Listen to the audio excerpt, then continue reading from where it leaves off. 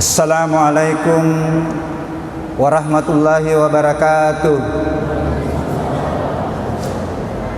Alhamdulillah, alhamdulillahilladzi ja'ala syahru Ramadan unzila fihi al-Qur'an hudan linnas wa bayyinatin minal huda wal furqan. Asyhadu an la ilaha illallah wahdahu la syarikalah wa asyhadu anna Muhammadan abduhu wa rasuluhu la nabiyya ba'dah. Hadirin sidang jemaah Tarwi, tua-tua malabiku, saudara-saudaraku, anak-anakku yang insyaallah dimuliakan Allah. Puji dan syukur senantiasa kita panjatkan kehadirat Allah, Tuhan yang menjadikan bulan suci Ramadan ini bulan yang penuh berkah, di mana diturunkannya Al-Quran sebagai petunjuk kehidupan, sebagai silmi kafah yang mengantar kita untuk keselamatan dunia dan keselamatan akhirat. Salawat dan taslim kita haturkan kepada Nabiullah Muhammad sallallahu alaihi wasallam, Nabi yang seluruh umat Islam sudah pernah membangun komitmen untuk menjadikan Rasulullah sebagai suri teladan, sebagai contoh dalam mengarungi hidup dan kehidupan ini, baik di dalam melakoni perang kehambaan Allah yang berimplikasi kepada amalan-amalan ritual, betapa mulianya salat jemaah, betapa pahalanya salat di awal waktu, maupun di dalam melakoni peran kehalifaan. Inni ja'ilun fil ardi khalifah, dalam berbagai pekerjaan, dalam berbagai profesi. Fa dua mitu akad tanah wong Allah taala nafan cajir fatawe. Yang pertama, nafan caji ki untuk mengabdi kepadanya. Aku tidak ciptakan jin dan manusia kecuali untuk menyembah, mengabdi kepadaku. Dan yang kedua adalah sebagai warisan dari nenek ta Adam, sebagai khalifah untuk mengelola bumi, bukan merusak bumi, tetapi mengelola bumi dan memakmurkan bumi dalam berbagai pekerjaan. Mula profesi sebagai ibu rumah tangga sampai profesi tingkat tinggi. Saya biasa katakan, tidak ada profesi yang tidak mengharapkan adanya nilai-nilai kejujuran. Itulah yang diperhatikan oleh Rasulullah, sehingga menjadi manusia termulia, ditempatkan sebagai pemimpin urutan nomor 1 oleh Michael Hutz. Nah, ini di luar Islam ini, dari 100 tokoh pemimpin, dia ditempatkan sebagai pemimpin dunia nomor 1 karena kejujurannya. Dan saya kira kita sudah sepakat semua dan sering kita dengar bahwa predikat Al-Amin dia dapatkan sebelum dia jadi Rasul, sehingga pada hakikatnya potensi-potensi itu semua ada kita miliki. Hadirin sidang jemaah Tarwi yang insya Allah dimuliakan Allah, sebagaimana tadi yang disampaikan oleh protokol, bahwa tema yang diberikan kepada saya adalah hak dan kewajiban orang tua dan anak. Dan ini materi akan lanjut sebentar subuh. Jadi mungkin pada kesempatan ini, pada malam ini, kita fokus kewajiban orang tua dulu kepada anak. Sebentar insya Allah subuh, ya kita balik gitu. Nah, hadirin sidang jemaah Tarwi yang insya Allah dimuliakan Allah, di dalam melaksanakan tadi 2 peran, apakah itu peran hamba atau peran khalifah, itu tidak lepas dari interaksi atau hubungan. Di dalam adanya hubungan ini, di dalam adanya interaksi, apakah hubungan antara hamba dengan khalik atau antara makhluk dengan makhluk, disitulah berlaku ada hak dan ada kewajiban. Nah, termasuk di lingkungan yang paling kecil, mulai dari rumah tangga. Nah, disinilah mulai ada haknya anak, ada kewajibannya orang tua kepada anak, begitu pula sebaliknya. Mungkin secara fikih sudah banyak kita dengar bahwa salah satu kewajiban orang tua terhadap anaknya, yang pertama adalah memberikan nama yang baik. Biasanya paket dengan pelaksanaan akikah. Nama bukan hanya sekedar identitas, diberikan identitas, tetapi di balik pemberian nama pasti ada harapan bahwa di balik pemberian nama itu, di situ nanti kita harapkan ada sifat, ada perilaku yang kita harapkan dari nama yang kita berikan. Makanya kan disunatkan ada Muhammad, ada Ahmad ya, ada Muhammadnya. Karena kita harapkan agar perilaku dan sifat-sifat Muhammad itu bisa melengket kepada anak kita yang kita berikan nama. Kemudian biasanya paket dengan akikah. Ya, ini akikah, saya mau sedikit akikah karena ini ada rahasianya terbongkar dengan ilmu pengetahuan. Bahwa dulu hanya dikatakan bahwa akikah itu adalah bentuk kesyukuran. Rupanya, kenapa kalau laki-laki itu 2 kambing? Kenapa kalau perempuan 1 kambing? Inilah ditemukan lagi bahwa setiap manusia itu memiliki 3 macam otak sebenarnya.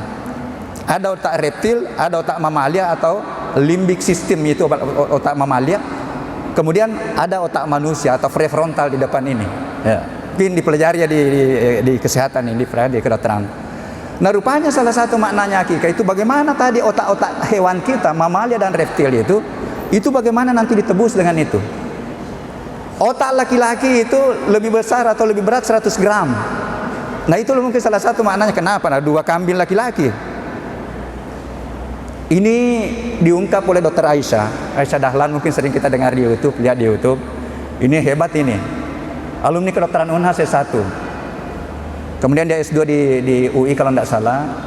Pernah bertahun-tahun dia tangani anak-anak bermasalah, ya narkoba. Pertama dia tanyakan orang tuanya ketika dia datang di situ konsultasi, kurang mana sih akikah nak tak? Hampir semua yang terbukti itu dengan perilaku hewannya itu, dia akikah. Ini terungkap. Dr. Aisyah yang menyampaikan ini. Ini yang saya sampaikan di sini. Jadi rupanya bukan hanya bentuk kesyukuran, ada makna di balik itu. Ini luar biasa memang Islam, luar biasa.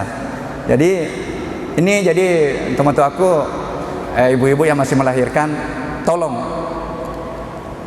upayakan melaksanakan akikah, dan saya kira secara fikih itu hari ke-7 atau hari ke-14, hari 21.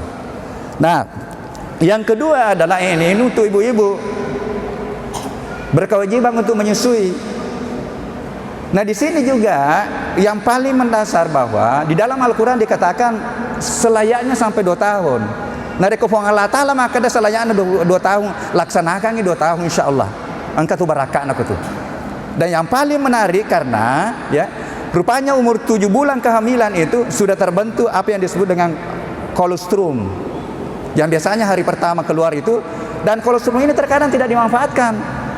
Bahkan toriolota naseng encirmu pan naseng, mawarimu pan naseng dan dinas, padahal di situlah luar biasa sebenarnya imun tubuh yang sudah diberikan oleh Allah sampai biasanya bertahan hanya 4 hari. Jadi ibu-ibu yang masih menyusui ya, yang masih melahirkan ya, aku di dena tinggal kenangan. Ya silakan praktekkan ini. Nari kofong Allah Ta'ala maka dah yakin ki. Pak Genoi 2 tahun. Nah, ini luar biasa. Makanya sekarang ada program pemerintah itu program 1000 hari pertama.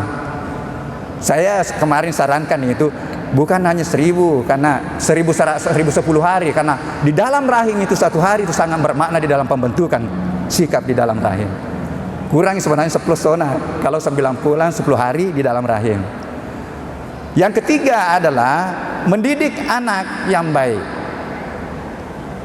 Nah, disinilah timbul pertanyaan, kapan kamu mulai mendidik? Apakah nanti setelah lahir baru dididik? Di sini juga banyak terbongkar rahasia bahwa pendidikan anak itu mulai dari rahim. Coba makin lihat, pakafala kurangnya, napi tak lu tahu ngaga itu, tak pemakafala nih. Aga nafarate teman-teman nafareng kalingan memang dipilaran rahimnya. Mohon maaf, secara ilmu pengetahuan begitu terbentuk pertemuan antara sel sperma dengan ovum membentuk satu sel, pada hakikatnya dia sudah menerima ruh kehidupan, dan pada hakikatnya dia sudah mendengar.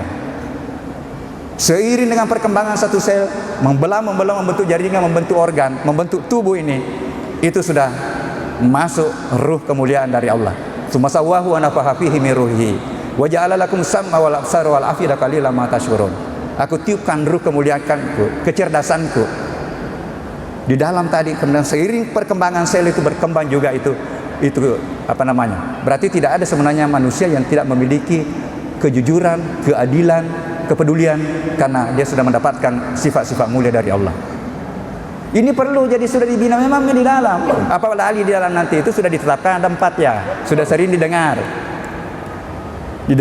Sudah ditetapkan ajal, sudah ditetapkan rezeki. Sekali lagi dia sudah mendengar. Jadi sel itu sudah mendengar. Saya berdiri di sini direkam oleh 3 tempat.